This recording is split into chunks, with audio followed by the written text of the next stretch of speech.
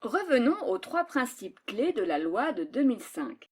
Le premier, l'accessibilité, le second, la compensation, et le troisième, la non-discrimination.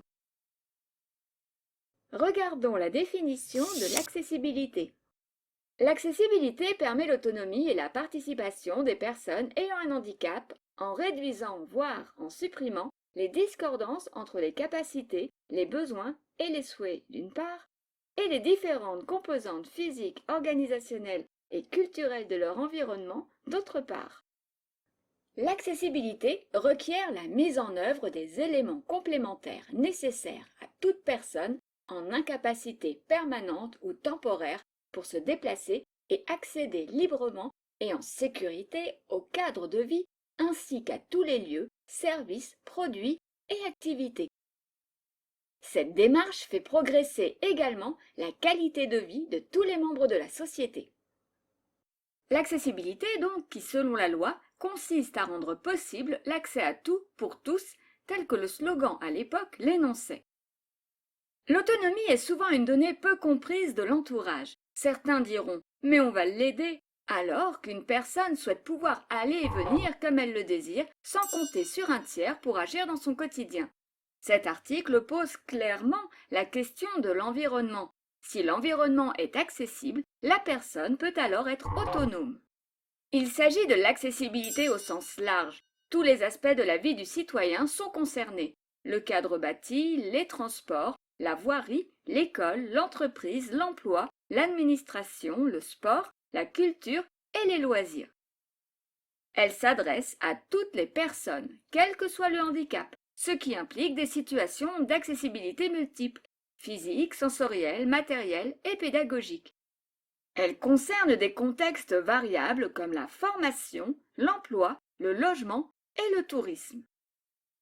Parce que les objectifs d'accessibilité n'ont pas été atteints à échéance, le gouvernement a demandé aux établissements recevant du public, nommés ERP, d'élaborer des agendas d'accessibilité programmés, appelés ADAP. Ces agendas doivent être déposés en préfecture. Ils déroulent l'organisation de leur mise aux normes sur 3 à 9 ans. Il n'y a pas d'obligation de le faire, ni de sanctions prévues. Pour information, l'APF, l'Association des paralysés de France, réalise le baromètre de l'accessibilité sur 96 chefs-lieux. Vous le trouverez dans l'espace ressources. Comme vous le verrez, il reste du chemin à faire.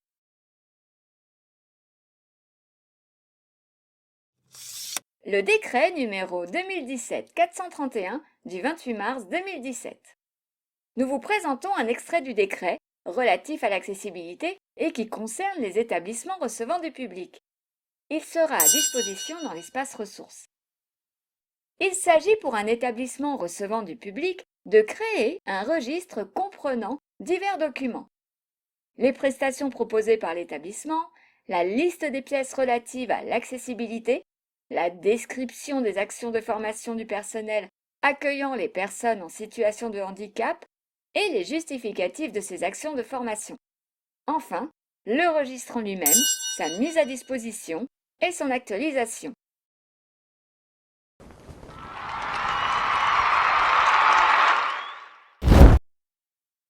Faisons maintenant une focale sur ce que peut faire un organisme de formation en termes d'accessibilité.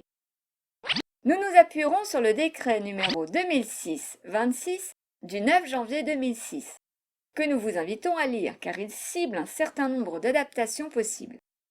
Il sera à disposition dans l'espace ressources. Pour résumer, on peut classer 5 types d'adaptations possibles. Une adaptation des rythmes et des temps de formation, une adaptation des modalités pédagogiques, des contenus, des supports et des outils, des aménagements des règles générales d'évaluation des connaissances et des compétences acquises au cours de la formation, un aménagement de l'environnement, enfin, un aménagement de la structuration de l'équipe pédagogique. Il s'agit là d'un préalable à poser pour anticiper l'accueil le plus en amont possible. Que pouvons-nous faire ou pas, comment évaluer et quels réajustements devons et pouvons-nous mettre en place? Au préalable, il est fondamental d'informer l'équipe pédagogique en accord avec la personne en situation de handicap, afin que chacun prenne le temps de mettre en place les adaptations nécessaires. Il est préférable également d'informer le groupe classe sans stigmatiser la personne concernée. Lorsque les apprenants savent que le handicap est pris en compte dans leur établissement, via une communication générale adaptée, cela facilite les rapports entre apprenants. Cela participe à l'évolution des représentations sociales.